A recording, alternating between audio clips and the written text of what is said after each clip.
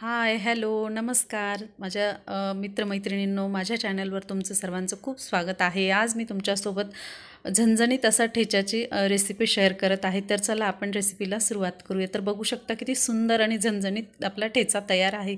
तर आता इथे आपण रेसिपी तयार करून घेणार आहोत. तर इथे मी तवा गरम करून घेतला आहे आणि इथे 7-8 मिरच्या घेतलेल्या हिरव्या ठेच्याच्या.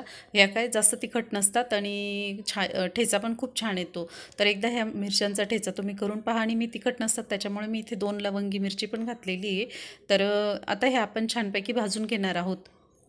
तर सुरुवातीला पाणी असतं त्याच्यामुळे मग मी तेल नाही टाकलं. आता इथे आपण हे सर्व व्यवस्थित छान भाजून घेणार आहोत मिरच्या. तर मैत्रिणींनो, माझे व्हिडिओज तुम्हाला कसे वाटतात मला कमेंट करून नक्की सांगा आणि माझ्या चॅनलला लाईक, सबस्क्राईब, कमेंट नक्की करा.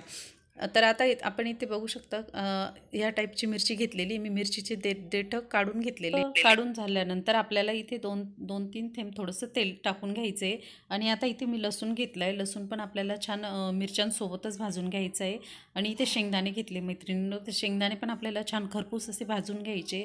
तर असा ठेचा एकदा करून पहा तुम्ही, अगदी सुंदर येतो. आणि भाकरबरोबर, पोळीबरोबर किंवा वरण भाताबरोबर खूप छान लागतो हा ठेचा. मी नेहमी करत असते. म्हटलं चला आज हा व्हिडिओ तुमच्यासोबत शेअर करावा, म्हणून मग मी आज ठेचा बनवला आणि तुम्हाला दाखवण्यासाठी.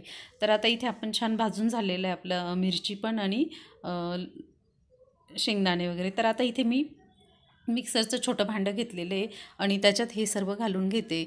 आणि आपल्याला हे छान असं दळून घ्यायचं आहे मिक्सरमध्ये. जाडसर दळायचे, जास्त बारीक पण नाही. आणि बघू शकता शेंगदाणे आपले छान भाजले गेले, क्रिस्पी भाजले गेले, म्हणजे साल निघेपर्यंत आपल्याला छान असे भाजून घ्यायचे.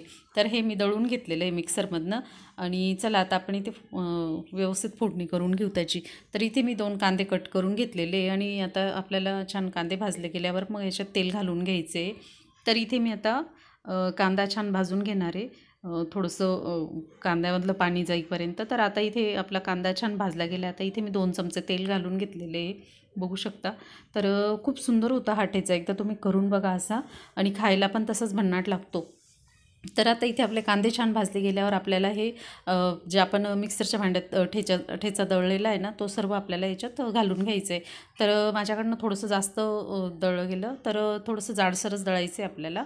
तर चवीला पण आता आता इथे आपण त्याची छान फोडणी तयार करून घेणार आहोत. आणि आता आपण इथे चवीनुसार मीठ घालून घेणार आहोत. तर बघू शकता. आणि मीठ पण जास्त नाही टाकायचं, म्हणजे वरून लागलं तर आपण टाकू शकतो.